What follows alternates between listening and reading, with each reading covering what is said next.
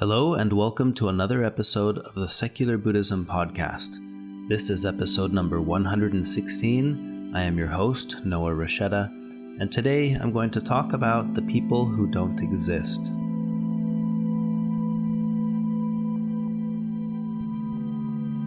Keep in mind, you don't need to use what you learned from Buddhism to be a Buddhist. You can use what you learned to be a better whatever you already are. Now, before jumping into the topic, I want to talk about the Zen koan that I left you in the last podcast episode. This is the koan of the gateless gate. So, one day, as Manjushri stood outside the gate, the Buddha called to him, "Manjushri, Manjushri, why do you not enter?" Manjushri replied, "I do not see myself as outside. Why enter?" I've talked about this concept of the gateless gate before in previous podcast episodes, but I recently just got back from Nepal, had an excellent time over there, and during one of the days that we were trekking, out in the middle of a field, there was a gate, and I looked at it and I jokingly called it the gateless gate. It looked like the gate had been built without a fence, and at some point maybe the fence would be installed, or it could have also been the frame for what was going to become a swing set or something. But the gate was there. It looked like a gate without a door. It was the frame, I guess I should say, the frame of a gate. So it looked like a door frame with no door and nothing else around it, no fence, no wall. So it's like there's this random entrance in the middle of the field. And if you were to walk through it, you'd be in the same field that you were before walking into it. And I called it the gateless gate. And this is exactly what the mental picture that you should conjure in your mind with this concept of the gateless gate. Now, in this koan, you have the Buddha himself calling out to Manjushri, "Hey, why don't you enter?" So to me, this invokes the invitation of Buddhism saying, "Hey, why don't you become enlightened?" And someone wise looking at that and saying, "Well, I don't see myself as unenlightened. Why do I need to be enlightened?" And that's exactly the point that this is trying to hit home, according to my understanding of these concepts. We see separation where there is no separation. We see ourselves as not being enlightened because we have a concept of what enlightened is. And this is one of the discussions that came up at one point during the trek in Nepal, the idea of can people in our day and time also be enlightened? And I would say emphatically yes, but there's a catch there. It's, well, what do you think enlightened means? Because if it's something that's a concept or an idea, then I think we've missed the point. In the same way that, you could talk about something experiential like love, and you could talk about the theory of, well, what does it mean to feel love? Or, we would make the mistake of talking about it, and you still wouldn't know that you're feeling in love until you feel like you're in love, right? Like, I could try to explain it. If I've felt it, I could try to explain it to someone who hasn't felt it, but there's just no way to convey it. It's just an idea, and it doesn't make sense. It has to be experiential. If I were to say, well, how do you feel about your mom? That might conjure it, or about your grandma, or about your pet dog, or about your cat, or, there may be different things that could be said that would make you think, oh yeah, I know that feeling. I think it's similar with this concept of enlightenment. There's a Zen expression that says, before enlightenment, chop wood, carry water. After enlightenment, chop wood, carry water. And I love that expression because I think it really hits home with this whole idea of the gateless gate. It's like, wait, you thought that walking through that something was going to happen? No, you're in the same field. This is the gate that has no door, right? Like, there's no difference walking through it. You're in the exact same place you've always been because there is no other side. And that's what Manjushri is expressing in this koan. I do not see myself as outside. Well, this is only a problem to be solved by people who do see themselves as outside. Well, they're going to try unsuccessfully every method possible to be on the inside, but when they realize that there is no inside, then you realize there was no problem to start with. And Manjushri realizes that from the get-go. He doesn't see himself as outside, so this isn't a problem. There is no gate to enter. And I think this is the profound understanding of what enlightenment is in Buddhism. The more you study it, the more you come to understand it, the more you realize that you don't need to seek after it. It's not something other than what we are already experiencing. And if my life consists of chopping wood and carrying water, well, after enlightenment, that's still my life. Chopping wood, carry water. And to me, that's a really profound understanding. So that's how I understand this specific koan of the gateless gate. So the topic that I picked for this podcast episode is the people that don't exist. Who are the people that don't exist? Well, this thought came to mind as we were in Nepal. So quick recap on that. There were 20 of us who went and did a mindful trekking in Nepal. And it was a really cool, really fun experience. And I'm so glad that we did it. And I'm definitely going to do it again in November of 2020. I'll post all the details and announcements of that later. But what we did is we covered roughly 70 miles of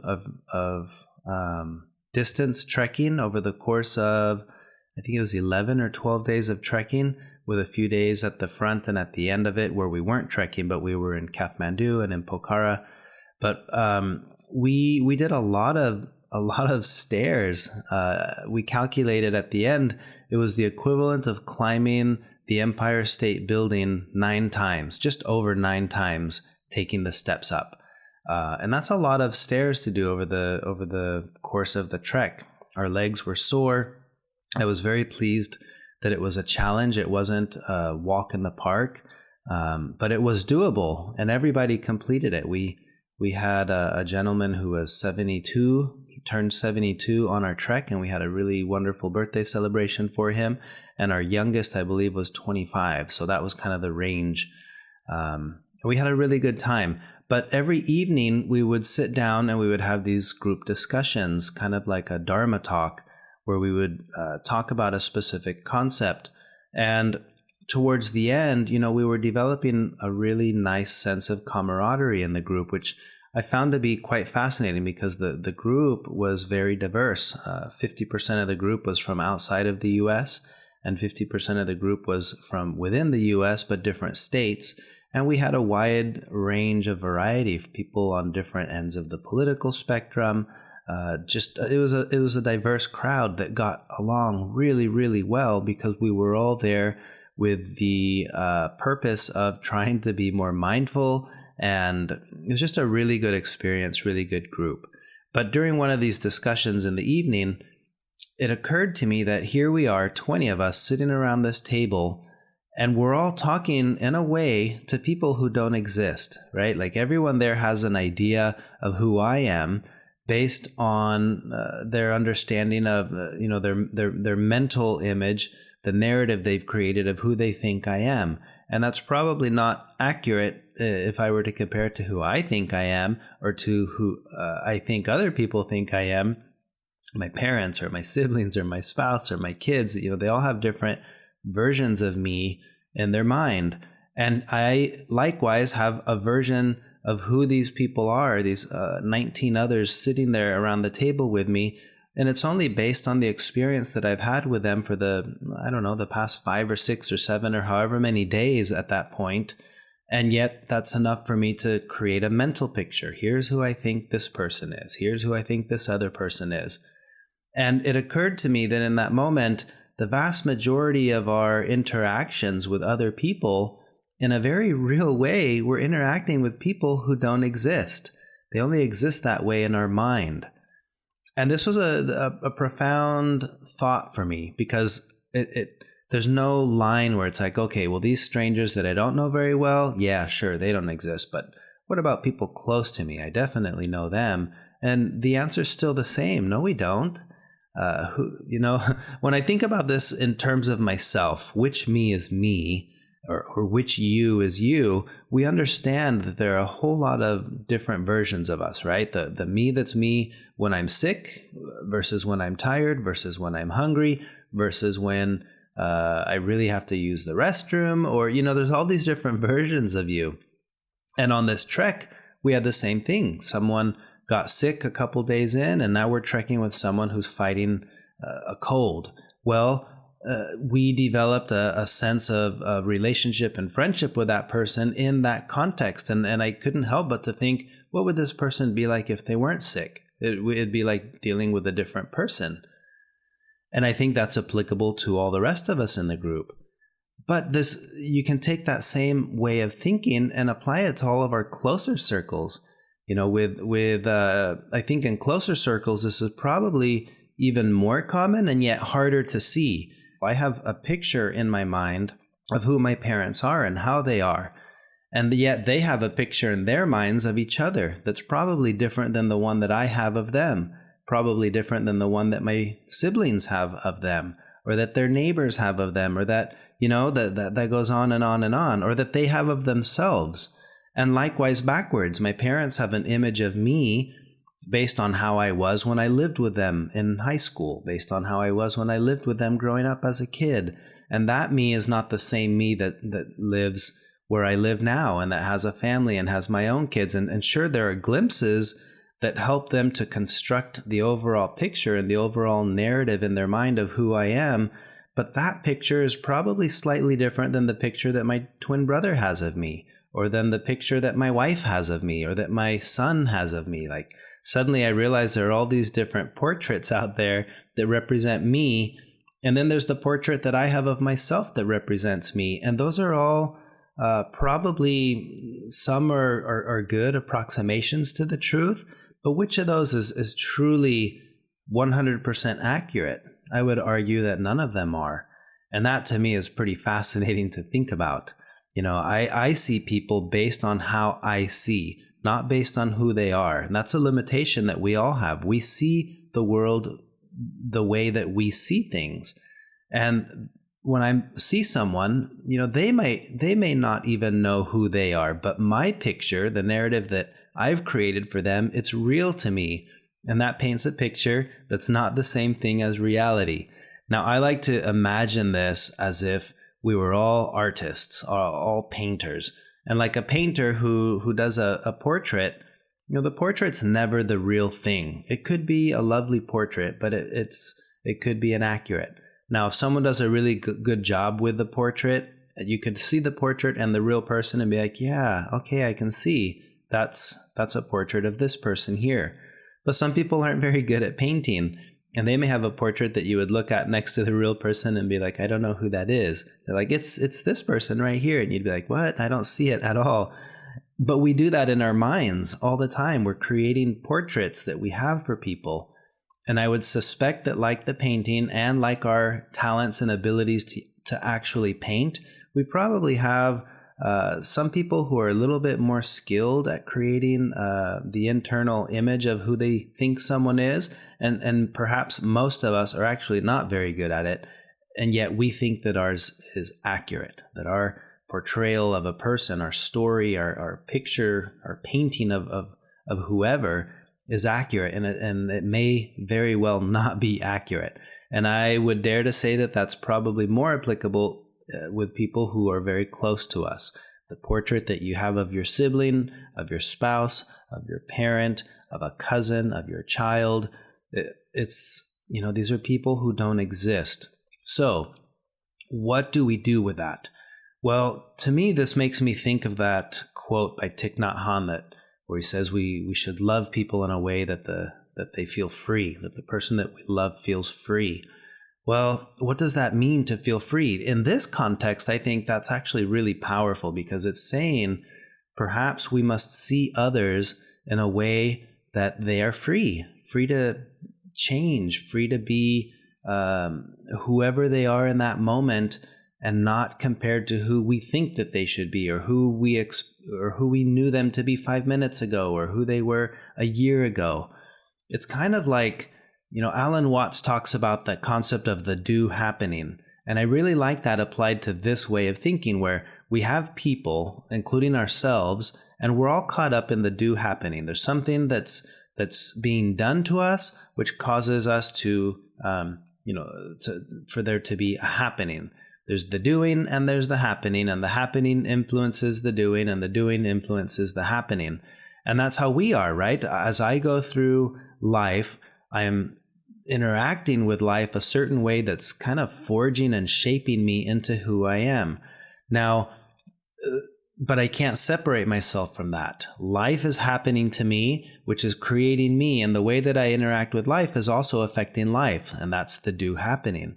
So when I keep that in mind and I think about other people, and I think of the other quote Alan Watts talks about where he says, I'm under no obligation to be the same person I was 5 minutes ago, I think, now what if I extend this to other people? And when I look at someone, I extend that sense of freedom. I love someone in a way that they are free and under no obligation to be who they were 5 minutes ago, or under no obligation to be who I think that they are, right? We're constantly comparing people and their actions and their words and their thoughts to this mental portrait that we have of them. And it's like we're holding up these two things side by side. Here's my portrait of you, and then here's who you are. And I keep comparing it. And when I think, wait a second, this doesn't match, I trust my portrait more because that's what I know best. That's where I feel super confident, is in my own thoughts and in my own feelings. And how inaccurate is that? This is saying, wait, let's compare the two and then say, I'm a little surprised. My portrait may not be so accurate. I don't have to trust or I no longer have to believe that my portrait is infallible. The portrait that I've made of you is just that. It's a portrait, but it's not the real thing. And I think there's a tremendous sense of freedom that we give others when we start to look at people in this lens of, you don't exist the way that I thought that you did. Well, what does that leave me with? It leaves me with the ability to be completely open and free to interact with you and allow you to surprise me, because I may be right, or I may be wrong in my mental portrait of you. Now, how would that be? Imagine if we could extend that, especially to the people closest to us. And again, this reminds me of the concept of Zen mind, beginner's mind, right? Where you try to see things as if they were new, as if you were seeing things for the very first time every time, the way a child sees the world. That, to me, is what this whole concept and this whole topic of people, the people who don't exist, it's allowing myself to see people fresh, as if it were for the first time. And I want to state here, this is not an invitation to just overlook people who cause you harm or people who, take advantage of you. I think this requires an exercise in skillful means with how you approach this practice. But what I'm trying to get at is, imagine how liberating it would be for us and for the people that we interact with if we view them through this lens of recognizing that there's who they are, and then there's the portrait we've created of who they are, and those two things will never, ever be 100% accurate. They can't. And the portrait that they have of themselves and who they are, that one can't even be accurate. So much less is the one that I have of this person versus who they are. And just simply recognizing that gives me enough freedom to allow myself to interact with this person with more of an open approach of, I'm allowing you to be under no obligation to be the person that you were 5 minutes ago. How liberating would that feel? Now, if people interacted with us in that way, I think we would sense it, and I think we would feel a sense of freedom and liberation to allow ourselves to change. The one thing that's happening and is inevitable is that we're constantly changing. And if people gave us that freedom to change, imagine what would happen if we did the same back and we started interacting with people with that same context of giving a little bit of freedom and a little bit of flexibility. And all it takes, again, for me, this whole exercise has been simply recognizing there's reality, and then there's the painting that I have of reality. When it comes to people, it's no different than me recognizing that I am a fairly poor artist who keeps creating portraits of people, and then I think that my portrait is more accurate than whoever they actually are. And that, to me, is highly unskillful. Now, all I have to do is recognize that that's what I'm doing, and now I can stack my portrait up next to the person and say, okay, I am not sure I trust my portrait anymore. Sure, it's what we do, right? It gives us the ability to interact with people, to make assessments, which are very important parts of being social creatures as humans, but it doesn't mean that they're accurate. And by reminding ourselves of that, just because I have a picture of you that seems real to me doesn't mean it's 100% accurate. That alone gives me just enough flexibility to take my portrait and just kind of hold it there, recognizing I may be wrong in how I painted this. This may not be accurate. I may be 50%, 70%, 90% accurate. I may be 10% accurate. I don't know. And I think just recognizing I'm not 100% accurate, that's the goal, because we're not. And I think we go through life thinking that we are 100% accurate in the portrayal that we have of people in these portraits that we make of them. So that's the topic I wanted to talk about. It's something that came up in Nepal, and I think it's a really fun way to interact with people, recognizing that the people who don't exist, it's just a fun mental picture. That's all I have for this podcast episode, but thank you for listening and being a part of this journey with me. If you want to support the work I'm doing with the podcast, consider becoming a patron and joining the online community where we discuss koans, podcast episodes, and more. There's even a weekly study group there. You can learn more about that online community by visiting secularbuddhism.com. As always, if you enjoyed the podcast episode, feel free to share it with others, write a review, give it a rating in iTunes, and that's all I have for now, but I look forward to recording another podcast episode soon. But before I go, here is your Zen koan to work with this week. Dizang asked Shushan, "Where do you come from?" Shushan said, "From the south." Dizang said, "How is Buddhism in the south these days?" Shushan said, "There is extensive discussion." Dizang said, "How can that compare to me here planting the fields and making rice to eat?" Shushan said, "What can you do about the world?" Dizang said, "What do you call the world?" That is the Zen koan. I'll discuss that in the next podcast episode. Thank you for listening. Until next time.